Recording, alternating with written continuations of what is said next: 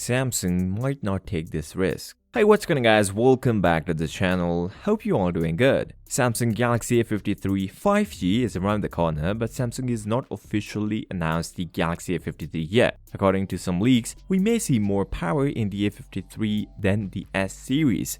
Samsung Galaxy A53 has reported spotted in Thailand National Broadcasting and Telecommunication Commission website and FCC. The listing have been suggested the key specification of the smartphone. This was spotted by a leaker named Mukul Sharma shared a picture on his Twitter account, where we can clearly see the phone will come with the 5G connectivity. Not a lot of information in this picture, but we have already key specification of the A53 5G. Before moving on, if you like the content, make sure to drop a like, subscribe to the channel, and comment down below. Is it worth buying? The Galaxy A53 will come with the 6.4 inches 120Hz Full HD display, an in-display fingerprint scanner, an Exynos 1200 or Snapdragon 778G. While it was rumored before the Samsung may put MediaTek Dimensity 9000, which is more powerful than the Exynos 2200 and the Snapdragon 8 Gen 1, but Samsung will not do this and not take that risk because Samsung don't want S series to be less powerful than the A series, so we may see Exynos 1200 in A53, not Dimensity 9000.